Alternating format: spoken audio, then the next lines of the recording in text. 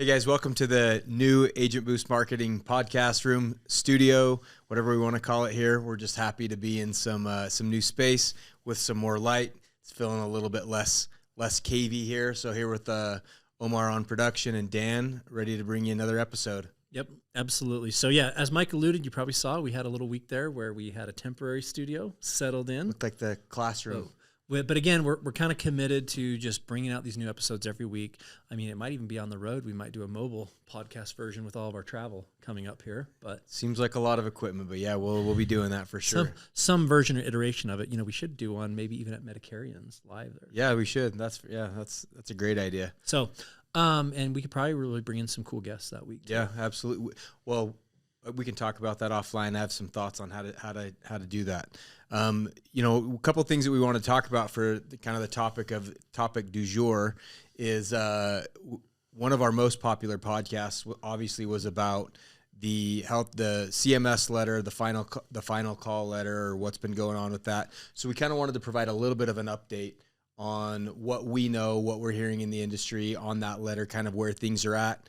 And then kind of talk about some other things that are going on in the industry, in the healthcare industry as a broader scale and across the country. And it almost feels like there's this need of a weekly update where we're bringing you the news when this industry's never really been like that. Yeah, it's true. And we're going to have to start doing those those little news updates. We joked about it offline and we talked about, here's your world in a minute. Yeah. You know, like for you older agents, when you sit in homeroom Channel 1 and you listen to those industry updates, we're probably going to have to start bringing some of those segments with just quick hits. But so there was, again, going back to your point, that was one of our most popular episodes. We spent about 45 minutes, and we actually only scratched the surface and talked about 4 of the 12 points in the call letter. So I guess the most recent changes, of course, we have a lot of brokers and agents who are asking, like, what happened from that? I heard the noise about it because there was it was the most, I don't know, I would imagine there's more comments on this call letter than they've ever received, I would guess. And everyone's asking what happened. Well, the CMS actually went to about 5 or 6 entities that they identified, and they started poking and asking some very pointed and direct questions to them, right? Saying, and what are those, Mike? What are I think it's basically the industry identified a few people that weren't necessarily bad actors, but they thought that could answer some questions and to provide some insight. And so they sent letters to the CEOs of Willis Towers Watson, Transact, GoHealth, eHealth, SelectQuote. So the 4 major health call centers, e-telebrokers, and then also to Brian Adams, CEO of Integrity, or they sent it to Agent Pipeline, which is essentially the flagship FMO of Integrity. And they had some questions for them, and I think Integrity kind of got looped into there as like it's not just the call centers thing, even though those other companies are only basically e-telebrokers. But I think the concept was that Agent Pipeline, that entity, and Integrity is that large organization that's made a lot of acquisitions, and they represent such a large portion of the agent community at large. When you look at I'm not speaking on their behalf, but the 50, 100, 200 FMOs or agencies that they've purchased, and some of those do have call center activities or, call center operations. So I think that was the thought process, was this entity controls this much of the market share. Yeah. So basically Integrity controls a significant portion of the external distribution at this point. And of course, all agents these days do some sort of business virtually, remotely, over the phone, or smaller call centers or virtual brokers, and to clarify, we're talking about Integrity and they represent that, but we are not a part of Integrity, just to clarify. And I will say that, obviously Integrity got kind of looped in with that, and they're kind of representing, I almost said in this call letter, the field brokers, so to say, because they represent a significant portion. And so kind of de facto, they're speaking on behalf of a lot of field brokers. And I will say, shout out to our friends at Integrity. They have fought that good fight really, really well and represented the agent community. Unlike anything we've ever seen, they did get out the vote, so to say. Yep. They did make some major initiatives from themselves, from their acquisition partners, their lobbyists. The lobbyists that we've heard they brought on some heavy hitters, some good lobbyists, made some good strategic decisions there to essentially illustrate the picture on the agent's behalf of and educate the lawmakers, right? Exactly. And you have people in the finance committee, and you have people who are, really calling into question our industry and, well, what purpose does the broker serve to that consumer? What purpose does the FMO serve? And, these payments and, help us understand X, Y, or Z. And I think that fundamentally most lawmakers don't really understand what they're voting on most of the time. They have committees that, and they have, staffers and people who read through and give them a Cliff Notes briefing on things, but they don't deeply understand our industry. And it could be mining, it could be pharmaceuticals, it could be insurance, whatever that industry is. They have the surface level understanding, and they don't understand all the intricacies. And that's the scary thing, is these are the people making the decisions, voting for things, and they really don't understand truly how things work. Yeah, exactly. And I kind of view it as, I'm very appreciative. It's like all of us, we all have friendly competition, and we're all competing in the marketplace, for agents and market share and for distribution and with these carrier relationships. But we've all kind of galvanized and against this, I don't want to say enemy, but it's like the end game scene in Marvel Endgame when all the people from the galaxy appear in the portal to fight Thanos. Yeah. That's kind of what it feels like is going on in the industry right now. It has felt like a little bit of a lightning rod that way, to where it's I don't know what other thing we would equate it to beyond Thanos and the Avengers, but it has. Yeah, so here we are, Ant-Man showing up, whatever. We're all uniting in some degree or another to say, hold on a second. Yeah, this is my competitor out there. And we've always been friendly with all these competitors, but whoa, hold on. We all need to, collectively work together on this, and it's been actually good to see. Yeah, and I will say that, we tried to get out content very, very early on, put out the information, talk to our agents that it is important, that they should make their voices heard. Of course, that we're always going to want to hear more people reaching out, but I think that we've never seen the industry collectively, or brokers or insurance agents, react to this level, and I think it's just speaks to the point at hand where it's come to this critical mass point where it's hey, hold on, you're talking about making deep existential changes to the industry. You're talking about the validity and the value of agents and brokers and people being able to actually get independent help, unbiased help, and from the expertise. I mean, we're capitalists, of course, and we believe that the market is always going to rise the cream of the crop to the top, and that I think that the best agents out there are very unbiased in general and do have their best, their client's best interest at mind. Well, and I guess one thing that I will say before we start getting into those questions and the responses and everything else, I agree with you. And I think it's everything. The majority of the brokers that are in this industry, and even the FMOs, the majority of them are actually operating, in good faith, so to speak. They have morals, they have integrity, they're doing a great job. And there's just always going to be those bad actors. And I think that during a few years, we saw, and we'll call it the COVID years, the dark ages, these years, we saw some of these bad behaviors and actors be exacerbated, and now it just feels like we've just been taking our stripes for the last 2 or 3 years, just taking the lumps over and over again. You know what I mean? And it's still continuing. Yep. I as I read through this letter, I kind of I have a very active imagination, if you couldn't tell.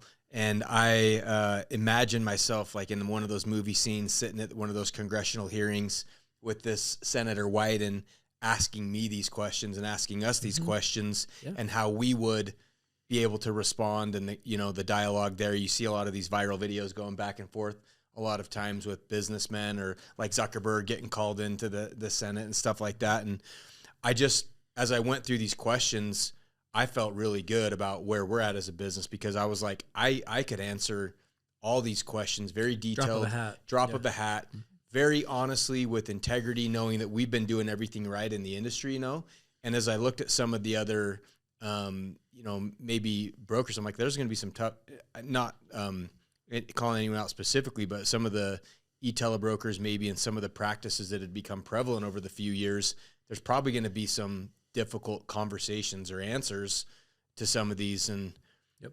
I would agree with that. The other thing I would think too, before we even kind of get to the punchline, so to speak, in the questions, I would also say that my personal opinion on this anyway is, it's the finance committee, right, that's asking a lot of these questions. It's about money. And if people think that a lot of decisions aren't made, we always virtue signal and we talk about this and X, Y, and Z, but a lot of times decisions come down to the money, right? And my perspective on, when we'll talk about MLRs later and broker commissions and all these other things, but at the end of the day, they're probably trying to look at the billions of dollars that are being paid to distributors and agents and everybody else and questioning, why are we paying billions of dollars for this outcome, really?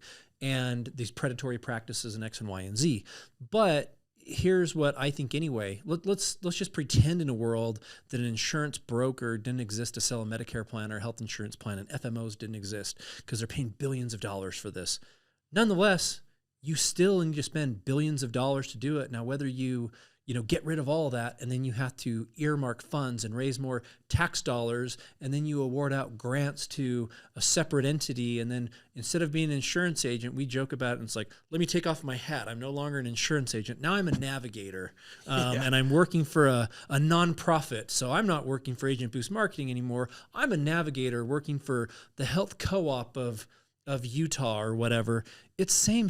The money is a vacuum, and the money is going to need to be there to fund the outcome. So if you're going to do all these sweeping changes anyway, it's not going to get anybody further ahead. In fact, I would argue, the opposite would be true, which pretty much every industry has ever proven that the private sector's better at managing those dollars and getting those. It's the very reason why Medicare Advantage plans exist, to be able to take those same reimbursement rates and maximize those dollars.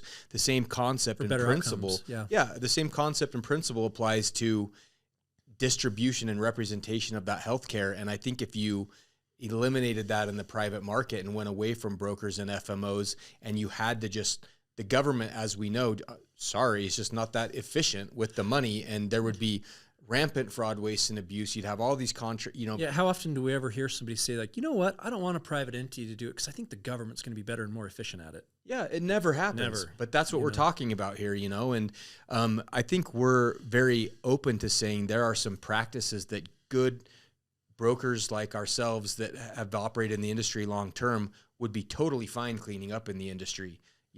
Some of that year coming out of COVID where everybody and their dog was making. Well, and I think part of it is still going back to, I place a lot of blame on CMS anyway because of all the ambiguity in these call letters, and they push it to the market and say, hey, here's this. It's not very clear. It's not very clear. There's not a lot of clarity on it.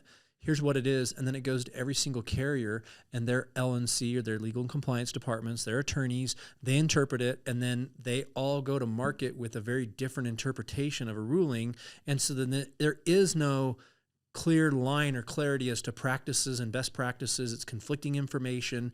And then, of course, the whole marketplace, by the time it trickles down from a call letter to LNC at a carrier to distributors to sub-agencies to then a broker, it's like that telephone tag, and by the time the message is, the rubber hits the road, it is murky. And so I'm just saying, like, look, that's the way it is right now. So if anything, there just needs to be more clarity about everything and not as much margin of error. Well, that's how it's always been in the healthcare industry, specifically Medicare, right? Like, if you look at some of the marketing pieces that were prevalent for 10 or 15 years that are still, quote, technically compliant, they are meant to look like almost a lot of government advertisements, and those things have been compliant. They get filed, and I'm going, all we're doing in an effort to protect this consumer and to ensure compliance is we're just making it actually much more difficult. There's many more hoops to jump through, and the regulatory and compliance environment that we have right now is so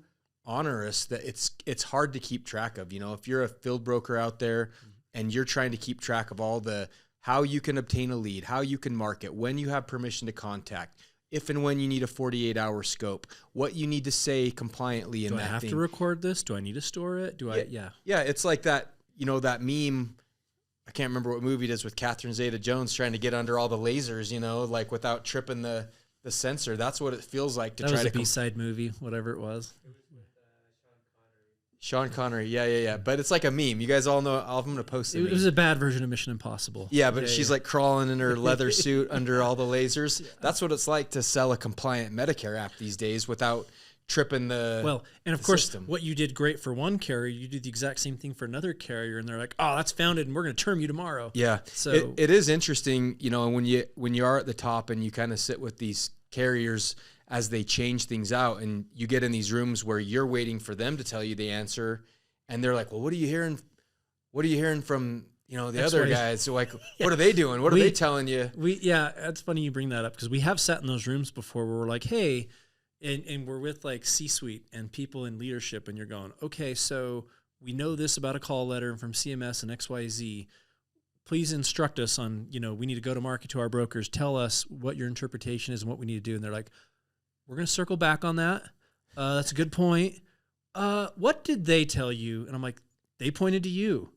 Well, and they point to each other, and we go, can you all like just, band together and at least like, as a united front, agree on it and go back to CMS and just all be lockstep on this? But yeah, it is. Yeah, so it's a obviously a very, and these are all in my mind conversations that I would love to have with a person like this, Senator, and be able to kind of illustrate what it's like on the actual rubber meets the road. Hey, maybe the soundbite will go to Senator Wyden. We can have him on our podcast. Yeah, right. But or get called to our wish will come true, and we're sitting there in a congressional summon. I'm not even sure. I'm probably not even using the right verbiage. I sound like an idiot. But having to go answer some questions. But some of these questions, get to them. Let's see. They're very, most of them are very vague, or not vague, but very vanilla. Provide a list of states where you're doing business, state, federal agencies where you're registered. So I guess that's not necessarily so vanilla, because a lot of people have shell companies and like this company owns this lead vendor, and you're almost kind of like washing leads. It becomes like, we've used that phrase of you money launder or you lead launder leads through a series of different companies. Well, here's the other thing that happens too. So some people will set up a nonprofit, for example, and they'll do their mail advertising through like a nonprofit because of discounted rates and some cost and tax savings and other mechanisms. But, then there's that relationship that the nonprofit has with the for-profit corp. And then to your point, for compliance, it's like, well, hey, my operating company can't be doing these activities, so I'm going to set up another entity that's separate, but same principle, or the entity owns that as like a single member LLC. And then this lead vendor is going to funnel everything back or sell to our own selves, and so there are some intricacies there to structure and how these businesses are set up. Yeah, exactly. The second question is, provide a list of all the TPMOs, which is the third-party marketing organizations. That's the acronym you hear in the industry all the time. Yep. That you had the 5 largest dollar value contracts with. And, the TPMOs are really under scrutiny too. And they've already passed the FCC ruling that they've changed the way that lead generation can happen. It has to be more specific. No longer are they allowing for very vague, generic opt-in information. For example, I entice Omar to apply for my free mattress here, and in the fine print, he's opting to be digitally accosted by me and all of my affiliates for time and all eternity. Unless I specifically revoke my permission to do so, right? Which, of course, it's like, I've always envisioned this like the devil waiting behind the screen, like, opt into this, And then as soon as some old unsuspecting senior opts into that, and then their information gets sold and resold a million times around the dark web forever. And that's, and I think that still, we talked about it with AJ when he was on for our lead episode too. And that's why people don't understand that, it's not as easy to say, hey, and I see other agencies and entities out there in our industry who they don't even understand. I think we understand that lead side of the business better than just about anybody out there, because we gen our own leads, we have landing pages, we outsource, we have a media buyer, we have somebody, vetting all these different vendors. So we understand it really well, but they don't understand that, like, once that information gets sold to that affiliate, and there could be 30 or 50 of them. Yep. Now all of them are contacting that consumer, and you might get harassing phone calls, and you're like, yeah, put me on your do not call list. Well, that's great. That one person might respect that and actually do what they should and take them off remove them from the list, put them on their do not call list. But now you got 29 other people still who are still, within their rights to contact that person and accost them. And every single time they're going to say, remove me from your list, do not call. And you can't escape it. Yeah, and until that point, they actually technically did have permission to contact you because legal. under the terms and conditions of what you opted into and agreed to, that's what you opted into, and so it's kind of one of those things where even from the lead vendors, I mean, we're they're getting a bad rap overall, but it's like, look, they weren't doing anything illegal. They were operating within the confines of, how they should. I mean, there was nothing illegal against now. Moral or ethical, it's a different conversation, but there was nothing illegal. Yeah, and so what it really bred to was over the past 7 or 8 years, this ultra profitable industry of TPMOs, of lead gen companies, and essentially they're genning leads, they're aggregating leads, and they're essentially selling that information to the highest bidder. That's literally the way it works, and there's all sorts of platforms to facilitate this, and it's a demand side platform where they can bid. And here's the other thing though too. We're talking about these leads, and guess what? Do I think this is going to solve very little? So for the people who are out there, championing and cheerleading this and going, yeah, finally they're going to rein this in. I have news for you already. These lead vendors and these TPMOs, they're huge entities. They have a lot of money as well. They have a whole legal team, and already some of them are starting to become like educational services. Yeah, you shut down this hoop to jump through, and they put up this hoop for them to jump through. Yeah, and they're like, oh, we're not a lead vendor. We provide education to people. Mm-hmm. So like we just facilitate, you wanted to inquire about insurance or XYZ? We're an educational firm. And so, or XYZ. So it's like, it's almost like they try to eliminate this, but they're just going to find another way to do it. Yep. Yeah, and it's been, so I do think that temporarily that might weed out some of the worst offenders in that industry, but like you said, I have a saying that I took from Gary Vaynerchuk that I love, which is marketers ruin everything, and marketers will always ruin everything. The way that no matter what you change it and how you change something, marketers will find a way to get in front of the consumer a different way. And in this industry, it's always been, it was door knocking. Oh, let's shut down that. It's mailers. Well, let's change the way we can do that. You have to be able, a business has to be able to effectively connect with a potential consumer and sell their services in some way, shape, or form. And so if we try to shut down, all these other avenues and mechanisms, in a lot of ways, what we see happen is it just becomes louder and more noisy. And, instead of everyone's fishing out with a single fishing pole, now we're all out in the ocean with our big nets, scooping everything, trying to catch everything under the sun to get what you need to connect with the consumer. And so I just think that I almost am a big fan of like unwinding a lot of things, almost like a fresh reset, and like monitoring companies that are operating with integrity and forthright and having leads and lead generation, putting policies in place to promote the people who are doing it the right way, and they can put, and that can be from CMS, and even be a strategy that they put with the carrier and saying, okay, you need to now start identifying the organizations that have a low CTM ratio. You need to find an organization that has a great retention ratio. You need to. I mean, look, if we can find a way as a government and a worldwide, we're going to promote and put forward DEI initiatives. We've had no problem, putting forth DEI initiatives and putting those into action. Mm-hmm. Why can't we find quality organizations and increase incentives and funding and things for those good characters and penalize from a financial perspective, the bad actors? Well, and the ironic thing is that's exactly how Medicare Advantage plans and like value-based care and the contracts are funded like that now, is to reward that kind of behavior, to encourage that kind of stuff through financial mechanisms.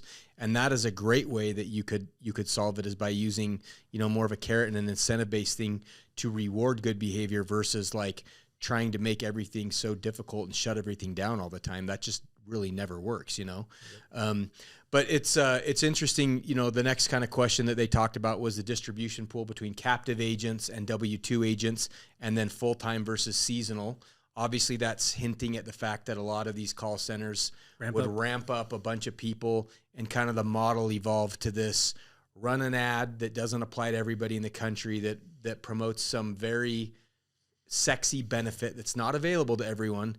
generate the interest, call in to an agent that maybe just got licensed within the past, right before that sales cycle.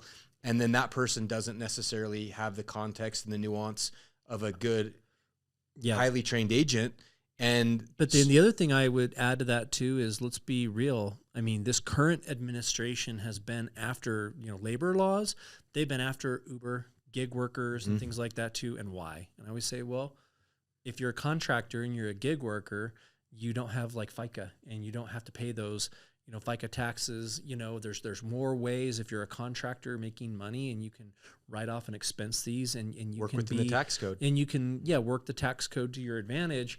And obviously, I think that's one of the things that, just for perspective, and this is again my opinion, so nobody take this as like I'm, but I just think that honestly they're looking at this industry of 1099 contractors that have varying levels of success, but there's billions of dollars being pumped in through our industry of 1099 contractors receiving high incomes and being able to navigate within the tax system and circumvent a lot of that taxation. That's another component that I'm just putting out there that is absolutely real that we should be discussing, because that's one of the big elements of, I think, why this is on the table as well. Yeah, absolutely. I agree. I mean, we know that to be a real professional, because even when we have taken people from a lot of big call centers, or they've become independent, or they've worked for us, we take this attitude that we kind of got to rehab them and teach them some. We want them to be good agents, right? Like, we want them, our clients, to stick on the books long term. And there's always going to be the need to do business effectively over the phone, virtually, remotely, conveniently for people. But that doesn't mean that those people have to be punished, or that you have to do that with an unskilled or untrained labor force, or do it unscrupulously on the front end to attain that business, Right. So, and that's what's made us different, Yeah, and one of the things too that I point to, we had a carrier in our office today talking about, bad practices in call centers. And look, I'm saying, like, it's not going anywhere, because the reality is the consumer changed too. In this, especially during the COVID years, you can't break the system completely and have everything going to remote and virtual for a 2 or 3 year period. Have people adapt and get used to shopping, buying, conducting business. I mean, there's so many people now that Instacart everything. They DoorDash their food. They've changed the way that they do business, and consumers are the exact same way now, to where, look, a lot of people don't want to go get dressed, get themselves ready for the day, drive across town for 45 minutes to go meet somebody at their office to talk about their insurance. And they also don't want to have to tidy their house for an hour, to have a broker that they don't know that's a stranger come into their home. Mm-hmm. They want to sit at home in their underwear, watching The Price is Right, and talk to somebody. Yep. I'm embellishing a little, but reality, they want to just be able to sit in the comfort of their home, call somebody, and do the transaction that way. And that's that consumer's preference right now. That's what the consumer is wanting, not even necessarily that the broker community at large is promoting, but look, we as an industry and as a government changed people's shopping and buying preferences. So now, kind of, how do you unwind that? It was forced. And so that's where we are. Yeah, the next question, that's all fantastic points. The next question is regarding captive versus non-captive, which obviously, if you're operating in a very competitive market and you're captive and you can only sell one carrier, there's honestly pros and cons to that. We started as captive agents years and years and years ago, and the irony of the independent career agent. Yeah. Independent career agents that can only sell one thing. And you learn that product good. Is it the right market fit for everybody? Absolutely not. But, a lot of times they're better trained. They're more loyal. They know the ins and outs, the nuances. They're able to help with product fit. But I think that leads to the question of, are you able to be unbiased and do a needs analysis and place the business where it needs to go, And the interesting thing to me, where it all comes back to, is they're trying to eliminate any of these competitive advantage or any of these financial incentives. And the truth is that it's always going to be, there's going to be carriers that win and do better and operate and get that business regardless of any money or any financial thing. It's like that analogy of if you took a company and you had, all the different people and you had all the same structure and everything, or teams or a sport, one of those teams is going to win. It's whichever one executes the best, has the best coaching, has the best players. All the other things can be equal, but still the company is going to rise to the top, and they're going to organize themselves in this competitive hierarchy, which is the same thing that would happen even if CMS could achieve this perfect blend of utopian unevenness in the landscape. Carriers are still going to perform and operate different and deliver a different experience to the consumer. Yeah, and I agree with that, and I've said it many times. I actually post on LinkedIn. I'm pretty adamant about it, that if the government continues to try to right size and level set everything like they want to, and then the bigger carriers who are more sophisticated, who have better tech platforms, who have better infrastructure in place, who have more resources. Let's just say they, depending on how things go, you need to hire a whole entire sales force. Well, if I'm one of the big three, I don't want to always keep naming names. If I'm one of the big three, I got so much money that I can go employ an entire labor force, a huge sales force, and go crush all the middle competition and the small guys because they just don't have the resources, the capital, the vertical integration to go compete in that landscape. So all you're really going to do is make the big bigger, and you're going to eliminate a lot of choices and options for people slowly over a 2 to 5 year period. So, so that's the real of it too. And I'm going, well, I'm not going to say that, what CMS's intentions are or aren't, but that would be the result. Exactly. Yeah. The next question here kind of goes into rapid disenrollments and asks from 2018 to 2022, what was their rapid disenrollment rate? I think that's a crap question too, because it's not accurate. It's not representative of the last 10 years, because it's like, well, look, we had all this COVID virtual stuff. You had open SEPs where DST could be used anywhere, anytime. And so it's kind of like they're asking for what are your rapid disenrollment or retention rates, because they're wanting to exhibit some form of like quality or good retention. And it's like, look, we as the agents or FMOs, we don't make those rules. You guys have FEMA funding and a DST that was just open for 2 or 3 years there, and it was just laissez-faire and people could come and go as they please. Yep. So it's like, it's not a good, accurate reflection of the industry as a whole. And so I think if you look at 2018, and then if you escalate 2019, 20 moving forward, you're going to see, of course, a much worse retention rate over these last 2 or 3 years. But I don't think that that's a proper reflection on an organization as much as the chaos that was created by all these election codes. Yeah, absolutely. We did a training with our agents yesterday, and we talked about how, when in our early days of the career and until pretty much this time period, a rapid disenrollment was really, really bad. It was really egregious, right? Yeah. It was almost like a CTM, a complaint to Medicare. If you wrote somebody... it hurt my ego. Yeah, somebody rapid disenrolled, and the carrier would be like, what the hell did you do? You wrote this guy a policy, and it didn't even last 90 days. You moron, what did you do, And now that's become fairly commonplace. And we know when I was an agent, I had a 97% retention rate year over year. And usually that was because somebody died or, someone fell off the book.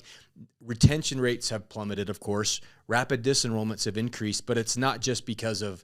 I'm gonna put in a little plug, though. Now we have a tool to where we know we have monitoring and we get notified when there's a policy change in place. And, obviously we're the active broker of record, and we call the consumer and be like, hey, it's like totally cool if that's it. I'm just checking up on you, but I see that this is changing. What's up? Are you unhappy? That's great if that's what you're doing. But we noticed like X, Y, and Z is happening. We have tools now real time where we can see if their policy's inactive or if they've put in a change or something else like that. We have those tools now. Yeah, and that's been a big problem on the ACA side of things always, with like the AORs and stuff like that. But it's just become, one, there's a lot more competition in every marketplace. CMS has allowed for an explosion of HICNs, of plan numbers in each carrier.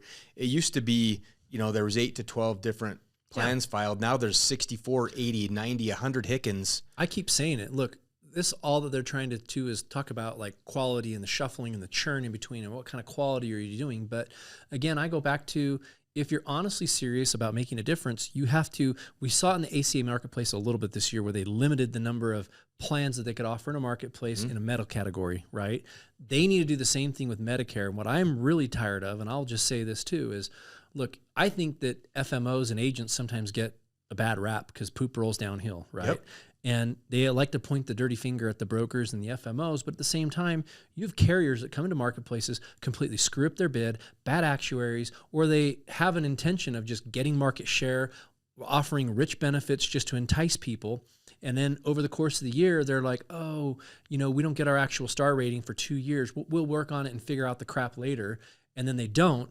And then they can just introduce a brand new plan. And because it's new, get 4-star rated funding, shift and push and direct all that traffic to the new plan. Or have their call center go shift that. And then they shuffle record. And it's a strategy that carriers do.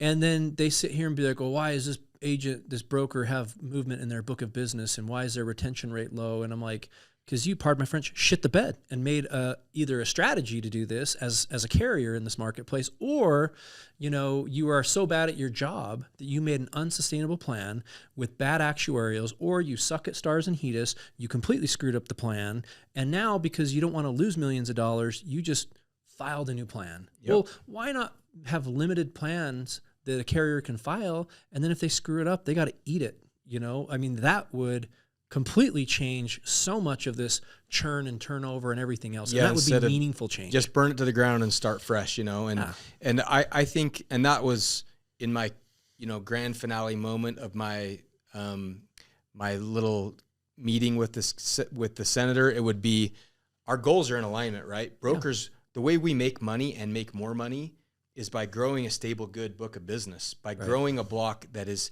everybody quality. Gets into this industry for residual income. Mm-hmm. Nobody wants churn. No agent wants to have rapid disenrolls. No agent wants to lose clients. No agent wants a million other people spamming and telemarketing your agent. We want to get that client, help them, service them, and then once a year or when they need a qualifying life event, change them. We are on the same page, but there's a lot of external circumstances that forces at work that seem to be at odds with that, least of which being the brokers, in my opinion. Yeah. Mm-hmm. The next kind of and that's not even to mention SPACs and people that are not profitable, and like all these red flags that are happening with financials with some of these carriers, and they're still allowing them to bring plans in year after year after year. I mean, there's all kinds of things from that carrier and plan design perspective that's being allowed that I'm going, But the brokers and the FMOs are the problem, huh? Okay. Yeah. Well, okay. Yeah. We're kind of getting long here, so I'll kind of skip through some of these. Some of these questions I kind of scratch my head and I wonder, we get long-winded. Can you guys tell? Yeah, what they had, but they offer about they're talking about technology and if their technology is able to search all those different plans in the area, and of course that's been a big push this last year, and there's been compliance where you got to state how many plans you represent on the Medicare side of things, et cetera. That is the one thing, too, that the counterpoint to the call center, I will say, is at least those brokers, if they're doing a good job on the telephone and they're using that technology, they're literally putting in every single med that person is taking, and whether they're doing, filling their meds retail 90-day or in person at a pharmacy. I mean, they're putting in very detailed information if they're doing a good job, and they're literally saving that person hundreds or thousands of dollars a year because right down to that granular level, they're finding, hey, this is the plan that would save you the most amount of money or be the most beneficial to you. Whereas sometimes a field broker, if they're not educated, they're not using those tools, and they're, not perhaps giving that guidance as they should. So that is the one kind of counterpoint to that as well. Yeah, absolutely. I mean, I in a perfect world, it's even more like when I kind of evolved as a broker, I found that it was actually much better for me to sit in my office and look at a screen where I can literally look and compare all the different plan options. In the laboratory, so to speak. And look up exactly what their medication costs would be using a tool and tell them exactly what it'd be rather than sitting there. And you have your 3 or 4 URLs up in front of you so you can navigate it quickly. 2 screens very quickly. It's like your command center offering them high-level information very quickly versus awkwardly sitting at a kitchen table thumbing through. Dude, I used to roll my roller to the appointments and pull out all my formularies. Yeah, and you're sitting there in your formulary searching how much is this drug in this one? Dude, it was a game changer. How much is this one in this one? When the carriers had PDFs, their formularies that I could control F and searchable by name. Ooh, that saved me so much time. Yeah, we sound like dinosaurs, back in the day when we had to look through the manuals to find the formularies. When I had all the formularies saved on my desktop and I would pivot between them and search by name, oh man, that saved me so much time. And they give you your doctor and they're like, it's Dr. So-and-so, and they're totally butchering their name. And then, I just sit and search it in Google and I'm like, oh yeah, you weren't even close. No, your doctor. You were seeing the PA, and that's why they're not listed. Yeah, exactly. So I found your doctor. You were totally butchering the name and spelling it wrong. You saw an NP. Yeah. And that's why they're not listed. And it was just so in a perfect world, it's very easy to help people and do things virtually and remotely if you are properly trained and you have access to these tools. And then just like anything else, you know, I have clients all over the country that call me all the time. I've never met them in person, but they call me all, you know, we have that connection. That's how it could and should work in a perfect world. What's the next one? All the rest of these we're kind of coming, I think, we want to talk about some MLRs real quick and stuff, but the rest of them are all basically like, how do you ensure compliance? And like, you know, which it's funny because it seems like all the rest of these questions, I already know all these companies are abiding by it. They have CMS audits. They have all these things that they have to do. You know, all the rest are like, it's almost like they copied and pasted these questions over from the CMS marketing guidelines and are like, how do you respond to this? And a lot of them are even applicable to the rest of the conversation, you know, but all that stuff I'm sure would be very easy. And the reality of it is it's like there was basically only two massive problems going on in the industry from a marketing and sales practices standpoint. And that is widely advertising benefits that were not available to everybody to create an interest in a call, which was already always against CMS guidelines. It just wasn't ever enforced. Mm-hmm.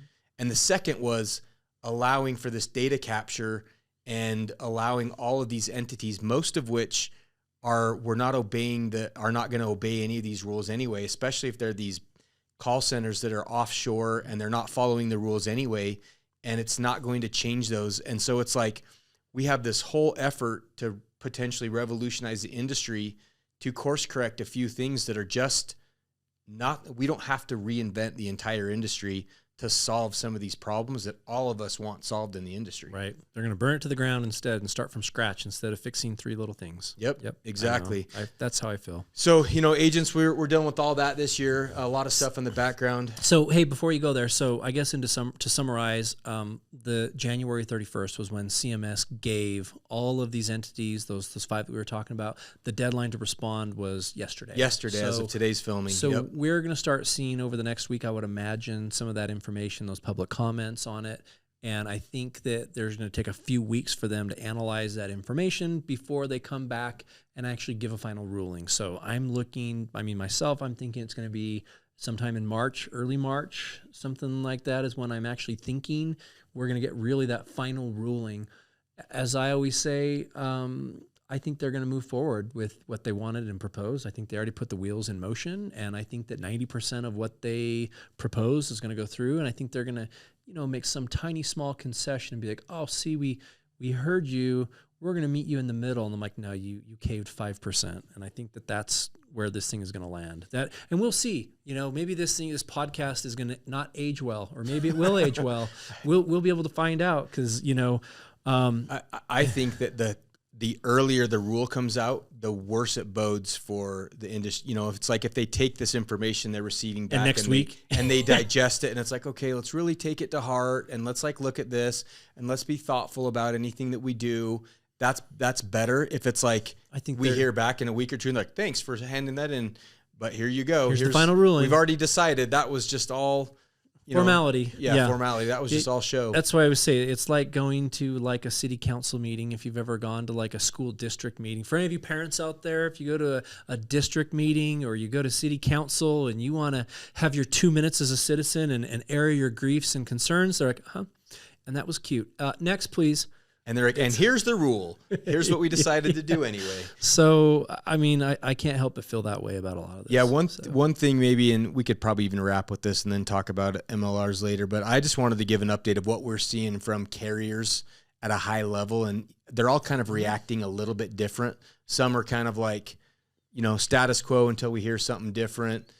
You know, a lot of the marketing incentives for people, HRAs, co-op, that's all kind of operated the same as normal.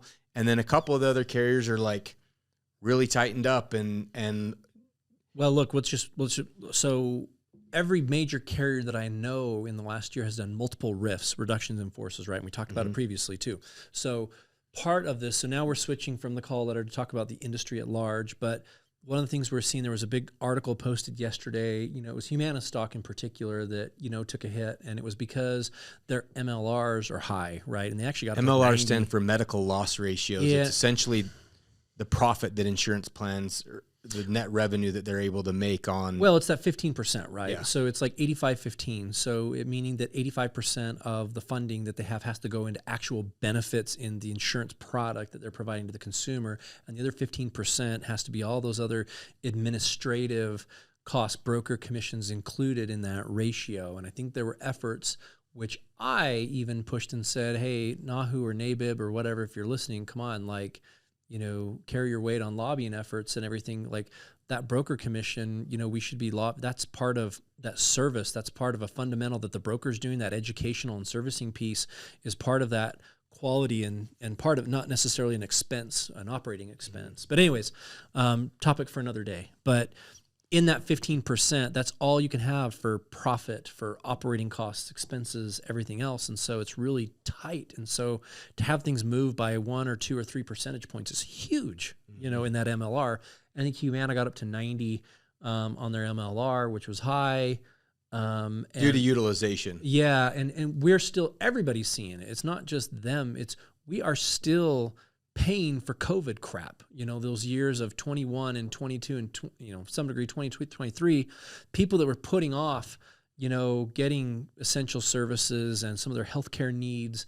And, you know, of course, there's always that, I haven't really looked at all of the data, but how worse are we off that people were so terrified that they were going to die from COVID that they weren't getting some of their preventive services. And then, God forbid, are at stage whatever of cancer or other things because they just wouldn't go and do the basic things during the COVID years. And now, oh, go figure, we have utilization that's really high and all these claims and things years later. So while things were great and all these reimbursements were high, and now here we are in 2024 with MLRs and utilization really high. And now hundreds and thousands of employees are getting laid off and they're having to make these really difficult decisions, all these carriers. Yeah. And, you know, with one of the carriers that we met with today, they're kind of the victim a little bit. They have to kind of foot the bill for a lot of the decisions and kind of the structure that the federal government sets up a lot of times too. When it's like, you know, for example, on the ACA side of things or the Medicare side of things, they've got to take all of these